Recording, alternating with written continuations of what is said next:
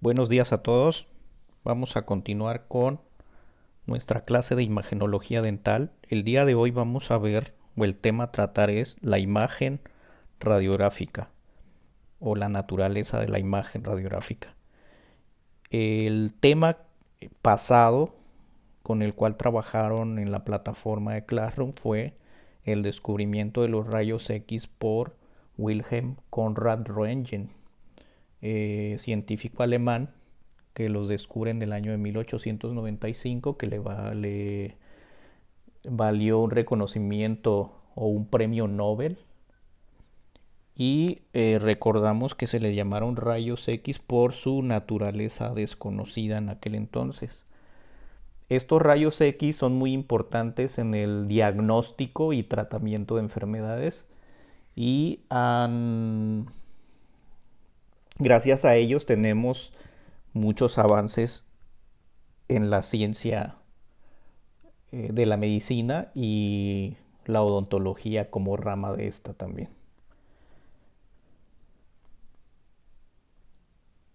La información que aquí se presenta es basada en esta bibliografía, Fundamentos de Radiología Dental, de Eric Waits, editorial Elsevier Mason, y es la cuarta edición. Antes de hablar de la imagen radiográfica, vamos a mencionar algunos términos. El primero es radiación. ¿Qué es la radiación? Es la propagación de la energía en forma de ondas electromagnéticas o en forma de partículas. Estas ondas electromagnéticas se van a propagar en el espacio. La radiología es una parte de la medicina que estudia el empleo de los rayos X, y estos rayos X sirven de apoyo para el diagnóstico y tratamiento de diversas enfermedades.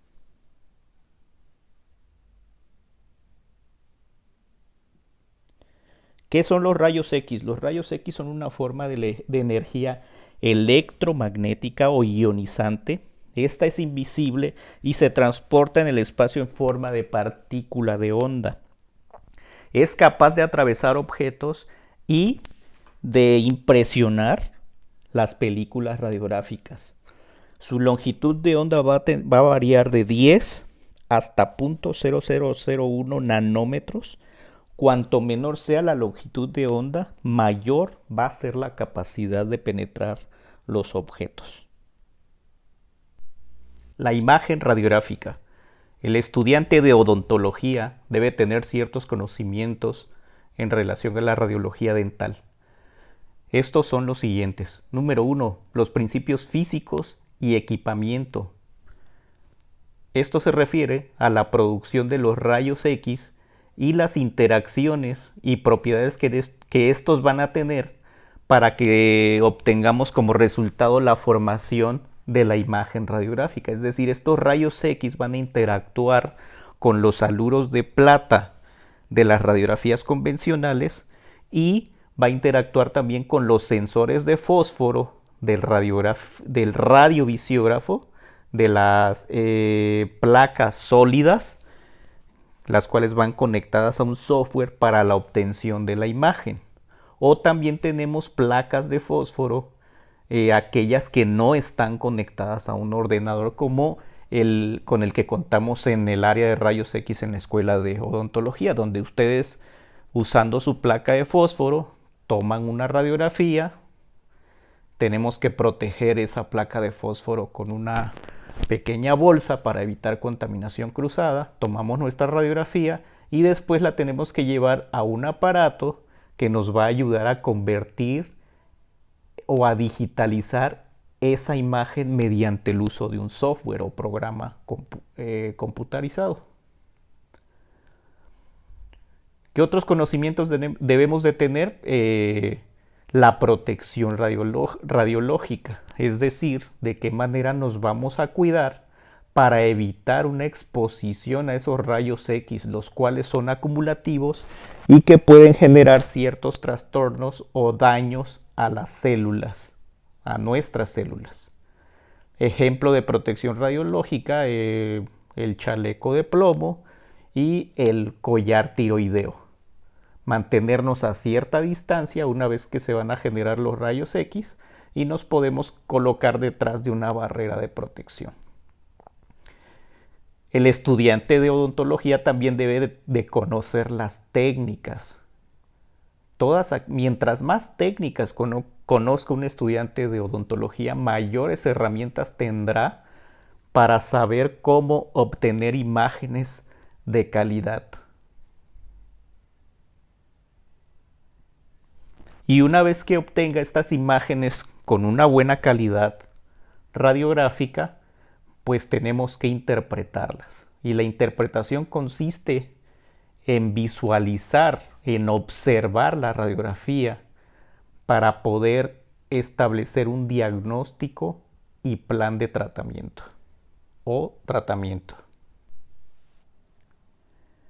La imagen final obtenida después de exponer a rayos X al objeto y estos ser recibidos en la película en mayor o menor grado, van a generar un ennegrecimiento de la película o sensor o una extensión de algunas zonas que van a verse ennegrecidas. Este ennegrecimiento de la película o sensor va a depender de algunas cosas. Número uno, de la cantidad de rayos X que alcancen al receptor de imagen y va a estar condicionado por la densidad del objeto. Ejemplo, el esmalte deja pasar, o más bien no deja pasar, los rayos X hacia la película, por lo tanto en la radiografía se van a ver blanco, el esmalte se va a ver blanco o radiopaco. En esta radiografía podemos ver también a la gutapercha dentro de las raíces de un primer molar superior.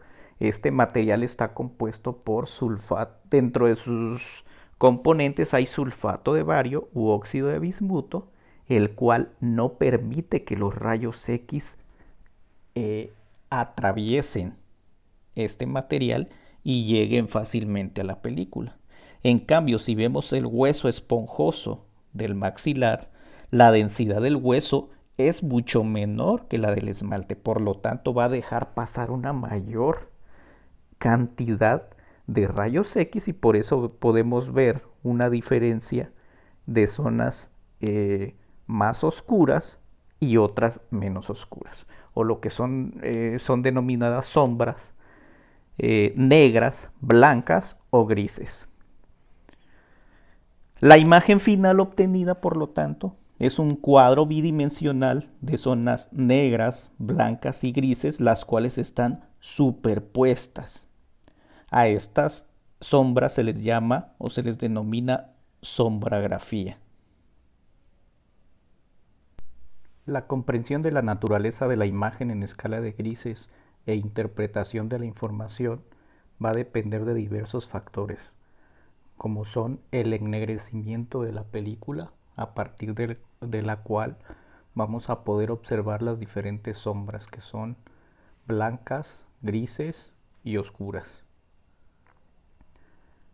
Se debe de tomar en cuenta también que los tejidos anatómicos son tridimensionales y la radiografía nos va a dar una imagen bidimensional, o sea, nada más nos da una imagen con dos dimensiones que son altura y anchura, no así la profundidad del objeto que se está proyectando en la imagen. Por lo tanto, ya lo mencioné, estas radiografías que nos dan una imagen bidimensional va a tener ciertas limitaciones cuando nosotros hagamos la interpretación de la misma. Y tomar en cuenta que también hay superposición de imágenes.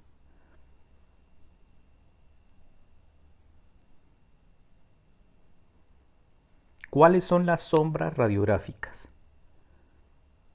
Esta va a depender de la radiodensidad del objeto u objetos radiados.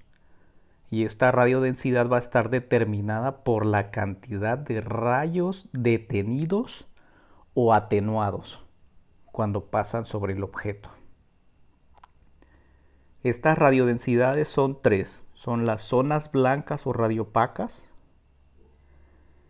Y estas estructuras densas del objeto son las que frenan completamente el haz de rayos X y por lo tanto vamos a tener estas imágenes, estas sombras blancas en la radiografía.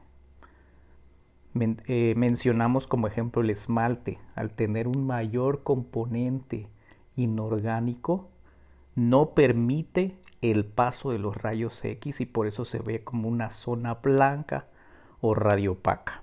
En cambio, el ligamento periodontal, que es un tejido conjuntivo vascularizado, no mineralizado, se va a observar como una zona negra o radiotransparente. Esto significa que el haz de rayos X ha atravesado el objeto sin ningún impedimento y por lo tanto en la radiografía se va a observar como una sombra o una zona negra o también llamada radiotransparente. Y las áreas grises son zonas donde el haz de rayos X se ha visto frenado en algún grado.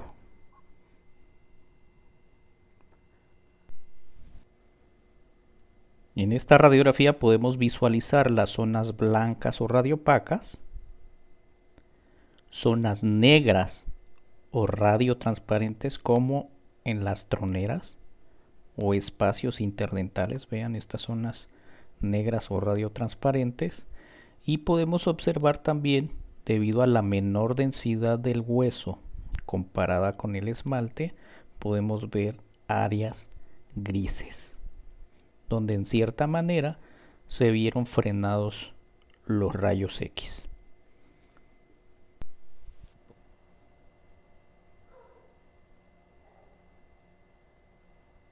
Las diferentes composiciones de estos objetos, que son yeso,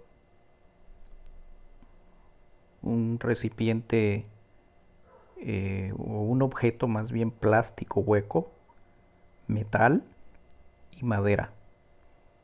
Vean que entre estos materiales algunos dejan pasar una mayor cantidad de rayos X a través de ellos, como es la madera y el objeto de plástico hueco, no así el yeso y el objeto metálico, que debido a su mayor densidad y a su composición no permiten el paso de los rayos X y por lo tanto se ven como zonas blancas o radiopacas.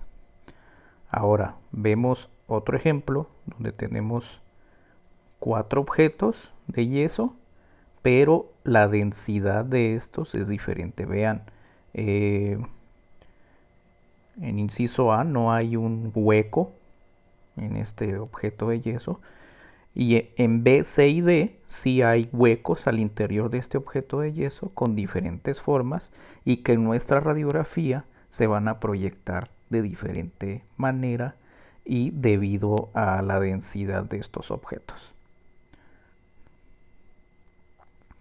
El ejemplo en B, si lo comparamos o lo llevamos a esta radiografía, podemos ver que es parecido a un órgano dentario, donde sabemos que al interior tenemos una cavidad pulpar, que esta es hueca, o más bien es el espacio que aloja la pulpa dental y que es un tejido conjuntivo altamente vascularizado, pero carece de componentes inorgánicos. Su composición es orgánica y una gran cantidad de agua en este tejido pulpar.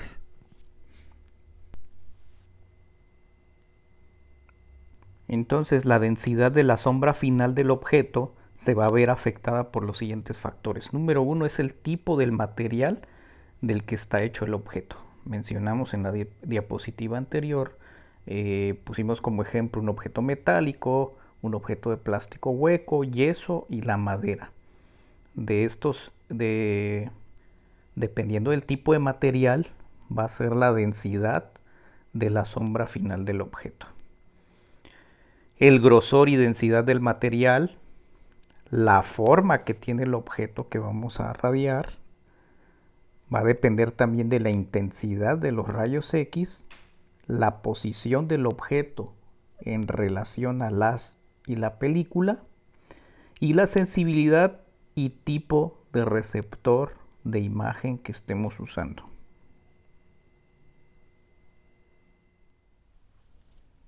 Aunque no estamos en interpretación radiográfica, vamos a usar esta radiografía para identificar algunas estructuras que se consideran normales, como por ejemplo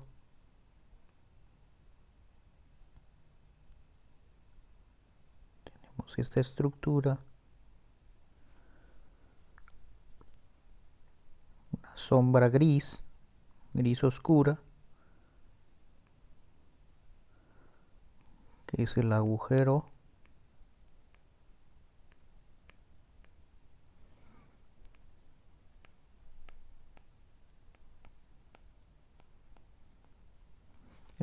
mentoniano.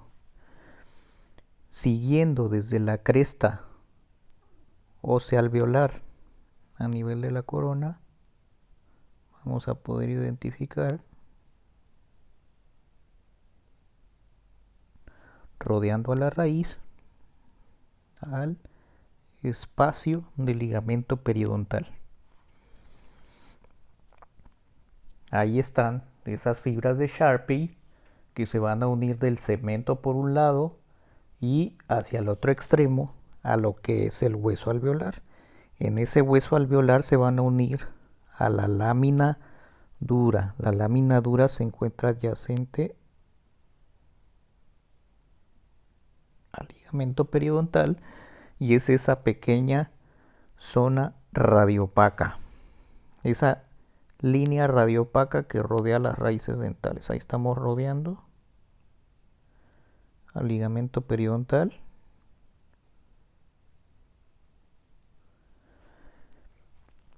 Y aquí en el molar observamos una zona o una sombra más oscura. Eso nos sugiere que ahí hay un problema periodontal en la furcación. Hay pérdida de hueso. Luego podemos observar también el patrón trabeculado del hueso. Esas pequeñas zonas más oscuras que corresponden al hueso esponjoso.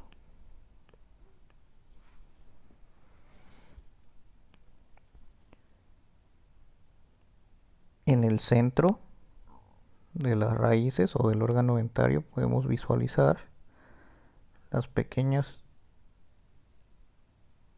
zonas radiolúcidas o sombras oscuras que corresponden al tejido pulpar. Conforme vaya pasando el tiempo, ustedes van a tener un ojo más educado y van a poder identificar todas estas estructuras con mayor facilidad. Voy a volver a delimitar el espacio del ligamento periodontal. Rodeando al ligamento periodontal dijimos que estaba la lámina dura ósea. Tenemos un tercer molar que no ha erupcionado. Es un tercer molar impactado. Vean, observen la radiopacidad del esmalte.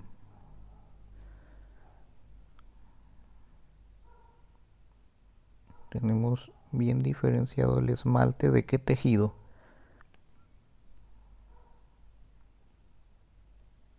Estoy señalando en color verde la dentina.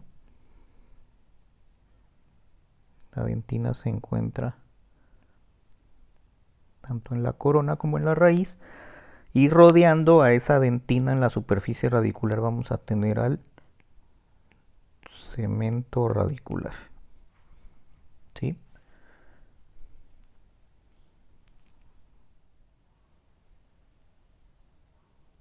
Ya hemos mencionado las limitaciones impuestas por una imagen bidimensional y por la superposición de objetos.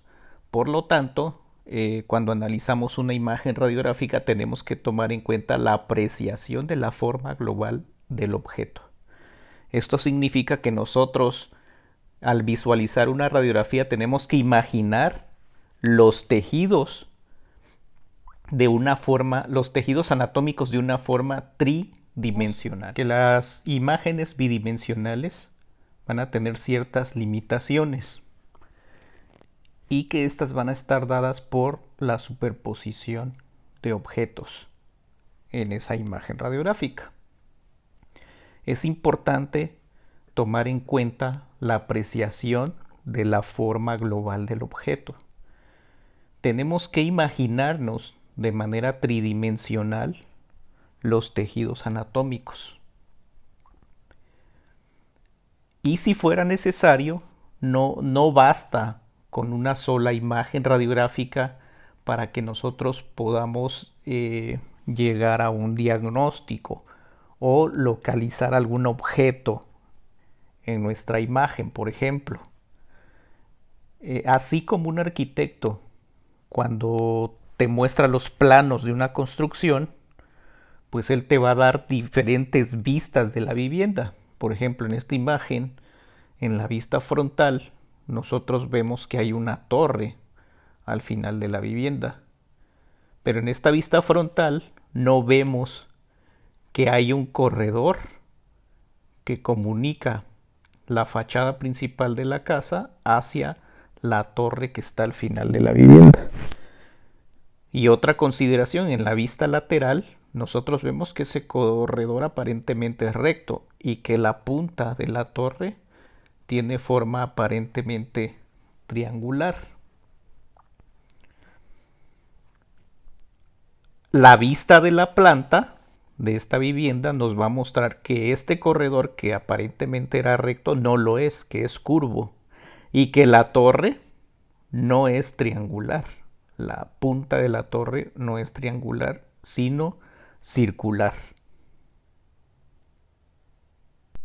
Superposición y establecimiento de la localización y la forma de estructuras dentro de un objeto. Las sombras creadas por diferentes partes de un objeto, entre paréntesis, nuestro paciente, se superponen entre sí en la radiografía final. La imagen, por lo tanto, proporciona información limitada o incluso equívoca sobre la localización de una estructura interna concreta o sobre su forma. Además, una zona intensamente radiopaca en un lado de la cabeza puede superponerse a un área radiotransparente en el lado contralateral de forma que la oculte a la vista. O un área radiotransparente puede hacer que una zona radiopaca superpuesta aparezca menos opaca.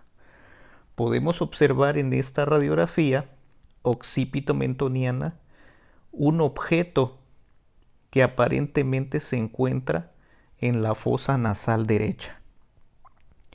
Realmente, este objeto, en una toma o en una radiografía lateral de cráneo, se encuentra por encima de la base del cráneo. Es de hecho un clip metálico colocado en una cirugía vascular. La flecha negra indica la dirección del haz de rayos X que se precisa para obtener la radiografía que estamos observando del lado izquierdo, lo que ilustra por qué el clip parece encontrarse en la fosa nasal. Seguimos considerando las limitaciones de las imágenes bidimensionales. En esta imagen, en A, podemos observar que en la toma radiográfica postero-anterior, el objeto parece encontrarse en la misma posición. En la radiografía, el objeto va a encontrarse ubicado en la misma posición.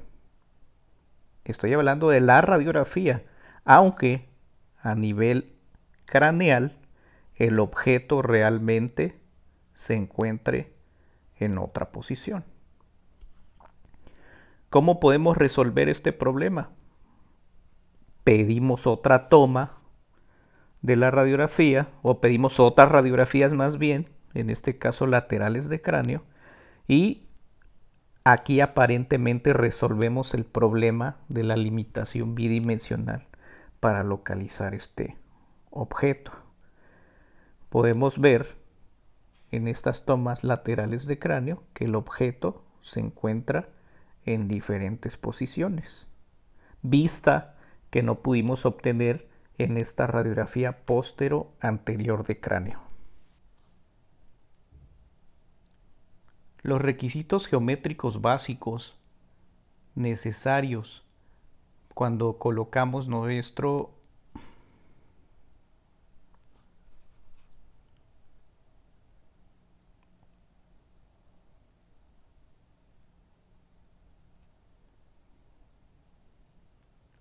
¿Cuáles son los requisitos geométricos básicos cuando colocamos nuestro receptor de imagen, objeto y el haz de rayos X? El objeto y el receptor de imagen deben encontrarse en contacto o tan próximos como sea posible, pero recordemos que cuando tomamos una radiografía de premolares o molares superiores, tenemos un problema con nuestra bóveda palatina, la cual en ocasiones hace imposible que la película radiográfica y el objeto se encuentren tan próximos. El objeto, ejemplo el órgano dentario, y el receptor de imagen o película radiográfica deben de encontrarse lo más paralelos entre sí. Para esto podemos ayudarnos de un colimador para la técnica de radiografías usando planos paralelos. Debe situarse la cabeza del tubo de rayos X de forma que el haz alcance tanto al objeto como al receptor en ángulos rectos. La relación geométrica ideal es que tanto el objeto como la película se encuentren lo más próximos uno del otro. Y el haz de rayos X debe incidir.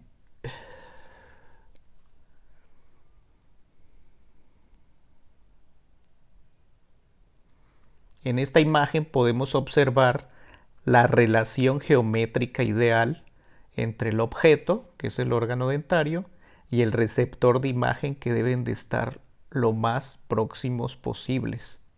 Y el haz de rayos X debe incidir perpendicularmente tanto al objeto como al receptor de imagen. Esto es bastante complicado en la práctica diaria. Por eso nosotros cuando no usamos colimadores para tomar una radiografía en planos paralelos, tenemos que ayudarnos de la técnica de la bisectriz. Por otra parte, en esta imagen podemos observar en A, cuando el receptor de imagen está ubicado en una posición incorrecta, los rayos X no inciden de manera paralela tanto hacia el objeto como a la película, y por lo tanto en el receptor de imagen vamos a obtener una imagen elongada, alargada del objeto. En la imagen en B podemos observar que el objeto está en una posición incorrecta en relación a la película, no se encuentran próximos, y de igual manera los rayos X no inciden de manera perpendicular tanto al objeto como a la película, como la geometría idónea que mencionamos en esta imagen. Y aquí, ¿qué error tenemos? Pues el haz de rayos X es el que está se están dirigiendo o incidiendo de manera incorrecta. Si los vemos en esta imagen, están oblicuos, no están incidiendo perpendicularmente tanto al objeto como a la película. Y en este caso la imagen saldrá distorsionada en la película radiográfica. Cuanto a las características del haz de rayos X, como ya sabemos, estos tienen que tener la capacidad de penetrar en los tejidos y reaccionar con los haluros de plata de la película o con los sensores digitales de fósforo para que se produzca un contraste entre las sombras de la imagen radiográfica. Debe ser paralelo, no divergente para evitar magnificación de las imágenes. Y debe estar producido por una fuente puntual para reducir la borrosidad de los bordes, a lo que se denomina efecto penumbra. En esta imagen podemos observar, en relación al haz de rayos X, tres imágenes radiográficas. En A podemos ver una sobreexposición al haz de rayos X y por eso vemos sombras más oscuras o un mayor ennegrecimiento de la película. En B tenemos lo que sería una exposición normal a los rayos X y tenemos una imagen donde podemos observar a mayor detalle las diferentes estructuras anatómicas. Y en C podemos observar una imagen muy clara, a esto se llama subexposición, donde hubo una penetración disminuida de las de rayos X en los tejidos. Percepción de la imagen radiográfica. La palabra percibir significa aprender con la mente usando los sentidos. Y la percepción es el acto o facultad de percibir. En radiología se requiere capacidad visual, pero recordemos que no todo lo que vamos a ver en una radiografía es confiable. ¿Qué percibimos en estas imágenes parciales? ¿Qué identificamos en estas imágenes parciales? Nuestro cerebro en A nos indica que tenemos a un perro. En B, un poco más difícil de percibir, lo que aparentemente es un elefante. Y en C, con mucha imaginación y uniendo esas o tratando de descifrar las sombras que observamos, pues es un barco de vapor aparentemente. Quizás no todos percibimos los mismos objetos, pero una vez que somos capaces de identificarlos, en una segunda intención, al observar la imagen, esto será más fácil.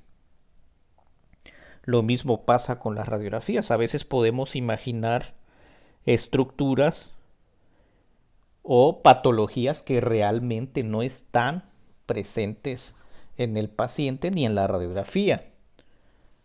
Puede presentarse problemas durante el revelado de las películas o el doblaje de la película durante la colocación intrabucal que pueden propiciar la formación de defectos en la radiografía como líneas o curvas que podrían simular alguna fractura en un órgano dentario. Es un ejemplo. Otro ejemplo de la percepción de nuestras radiografías tiene que ver con el efecto del contraste. Por ejemplo, el cuadro que se encuentra en el centro de estos cuatro ejemplos tiene el mismo tono de color gris. Sin embargo, cuando este cuadro está rodeado por un tono más oscuro, pareciera que el cuadro del centro tiene un tono más claro. Por el contrario, cuando se encuentra rodeado por un tono más claro, pareciera que el cuadro del centro tuviera un tono más oscuro. Eso tiene que ver mucho con la percepción, con la manera de percibir nuestra imagen radiográfica.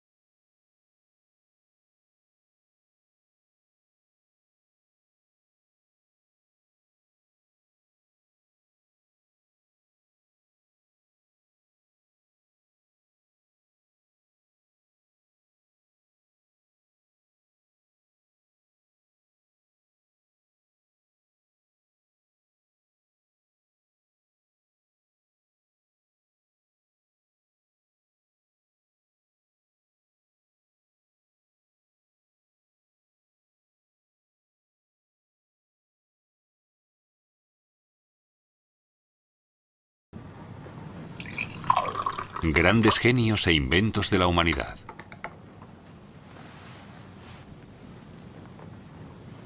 Los rayos X. Imágenes del interior de nuestro cuerpo captadas con la técnica de rayos X en el año 1936.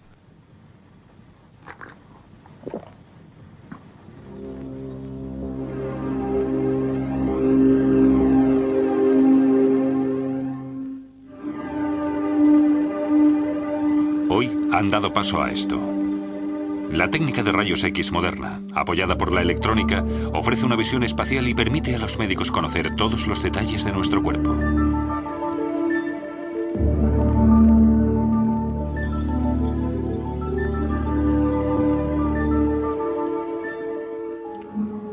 Así empezó todo.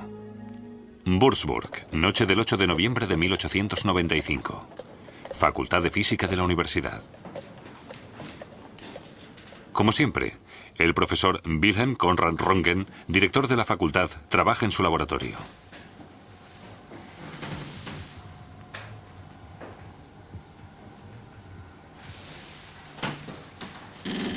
Con esta bobina de inducción genera alta tensión que envía, a través de dos electrodos metálicos, a un amplio tubo sellado al vacío. El tubo produce fluorescencia. Tras años investigando estas emisiones de luz, quería, al igual que sus colegas de profesión, descubrir sus causas. Cuando Röntgen se encerraba con sus experimentos, el tiempo se paraba. A menudo realizaba pruebas hasta bien entrada la noche. Con el laboratorio a oscuras, Röntgen observó que los cristales de platino cianuro de bario que había en su mesa también se iluminaban. Acercó al tubo una placa recubierta por el mismo material. Después cubrió el tubo con un papel negro.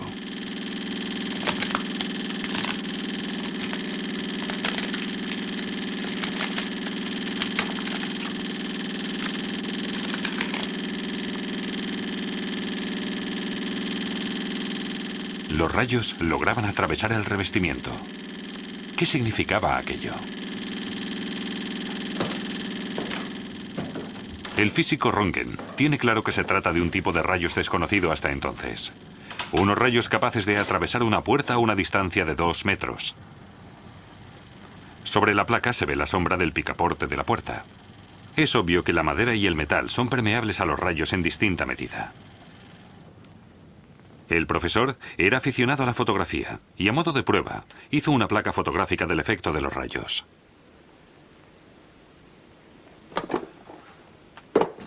Las semanas siguientes, Röntgen radiografió todo lo que se le puso por delante, como por ejemplo su caja de pesos o una bobina de alambre de su laboratorio. Röntgen analizó a fondo las propiedades de los nuevos rayos, pero los conocimientos de su época no eran suficientes para lograr explicarlas. Hoy se sabe que los electrones, esas partículas diminutas de las que procede la corriente eléctrica, son la causa de la radiación. A causa de la alta tensión de los electrodos de carga negativa, se liberan electrones. Al chocar con los ánodos se originan los rayos X, que no son otra cosa que ondas luminosas, solo que mucho más cortas y energéticas. En el espectro de la radiación electromagnética no solo hay rayos visibles como los rayos X, sino también ondas de radio, rayos infrarrojos, rayos UVA o gamma. Esta diversidad de longitudes de onda es la causa de que la luz y los rayos X traspasen la materia de forma distinta. El cristal es permeable a la luz, pero no a los rayos X. La madera, por el contrario, frena la luz, pero los rayos X pueden traspasarla. Y los huesos frenan más los rayos X que el tejido que los rodea. Aquí vemos una de las primeras muestras. Volvamos a la historia. Las primeras semanas después del hallazgo, Wilhelm Conrad Röntgen trabajó obsesivamente en la investigación de los nuevos rayos. Comía y dormía a ratos en el laboratorio y escribió su primera publicación, un nuevo tipo de rayos que se publicó 7 semanas después del descubrimiento.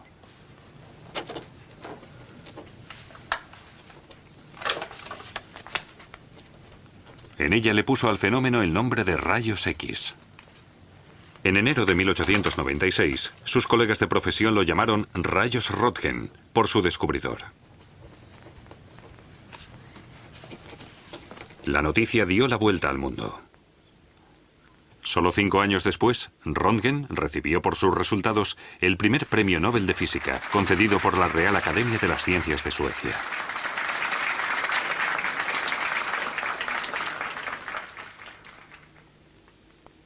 Desde entonces, el hijo de un comerciante de paños de Westfalia pasó a ser uno de los científicos más famosos de su época. Pero no solo el mundo científico promocionó con entusiasmo los nuevos rayos, también la prensa, el cine y, por supuesto, los dibujantes.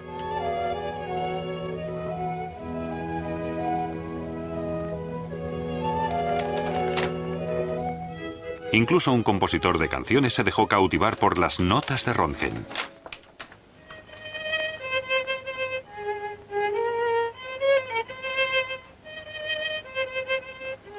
Otra curiosidad, la música, contemplada por Röntgen, una ocurrencia de los años 30.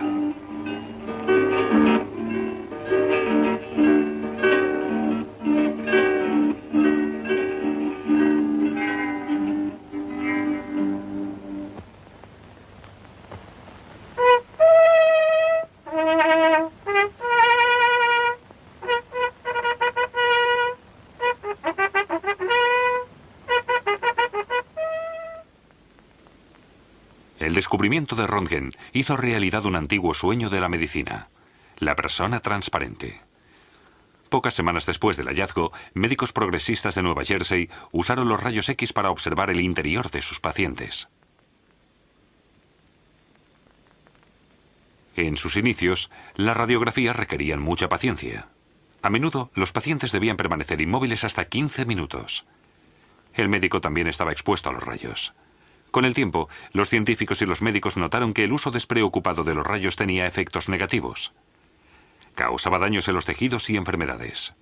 A partir de entonces, se aislaron los rayos en carcasas y se intentaron bajar las dosis. En la imagen, se le aplica una pequeña dosis de rayos a un paciente. Machen Sie bitte den Mund auf und halten. Fräulein?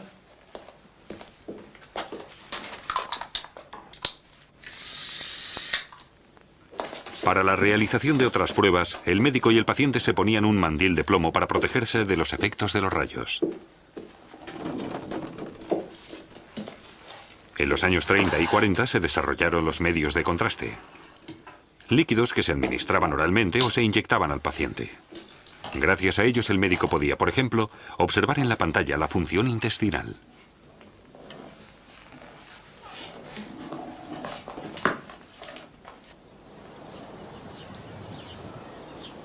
El descubrimiento de Röntgen también tuvo impacto en el ámbito social. Gracias a las revisiones médicas preventivas, la medicina consiguió acabar en gran parte con la tuberculosis que, hace una generación, era la epidemia más peligrosa que existía. Las infecciones se detectaban tan rápido que se podía evitar el desarrollo de la enfermedad. A principios del siglo XX se desarrolló también la radioterapia, sobre todo para el tratamiento del cáncer.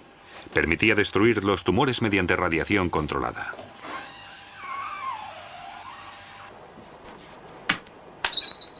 Junto a los métodos de exploración clásicos han ido surgiendo nuevos. El principal, la tomografía computarizada. A través de un cristal de plomo seguro, el médico y su ayudante observan al paciente y la monitorización de la prueba. Los complicados movimientos del aparato se dirigen desde fuera. Con la tomografía computarizada se obtienen series de imágenes individuales con las que se forma una imagen espacial del interior del cuerpo.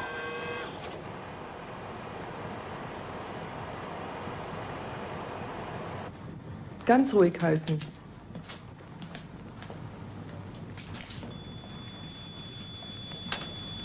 Bitte bleiben Sie stehen, bis der Apparat ganz um Sie herumgelaufen ist. una radiografía panorámica de una rotura mandibular y la monitorización del organismo humano durante una intervención.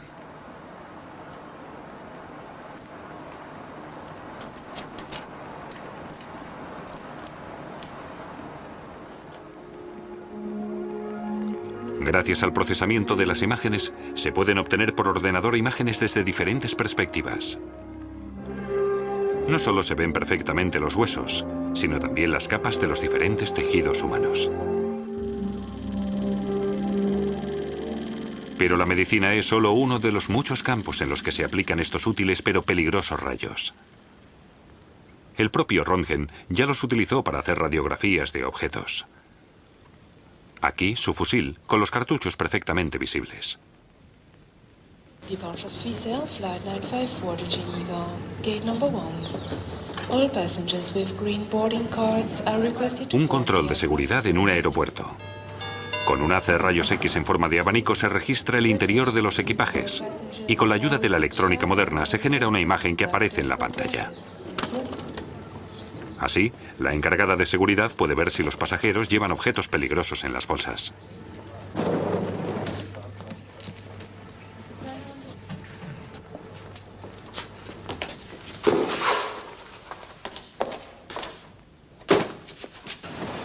Esto también es seguridad.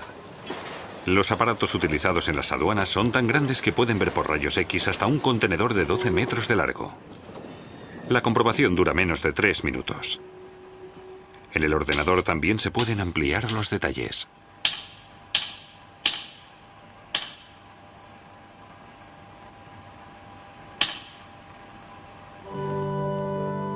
Los rayos X se han utilizado incluso en el ámbito del arte. La iglesia de San Lorenzo de Nuremberg y la famosa Anunciación del Arcángel San Gabriel a María del tallista Veit Stoss. En 1817 la obra cayó del tejado y se partió en muchos fragmentos. Más tarde se restauró y algunas piezas tuvieron que ser reemplazadas. Los rayos X permitieron ver detalles de la obra en el saludo del ángel, como por ejemplo los clavos con que se sujetaron las piezas.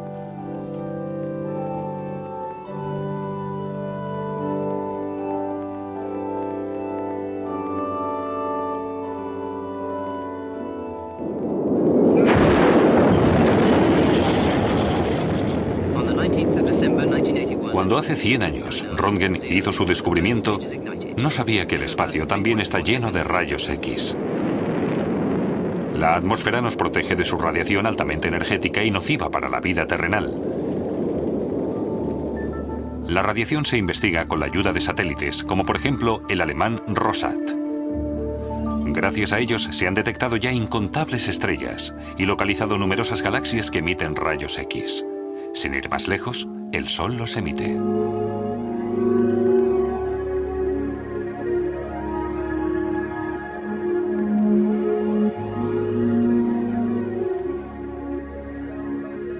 Así, el descubrimiento de Wilhelm Conrad Röntgen amplió la visión del hombre, de su mundo interior y del exterior.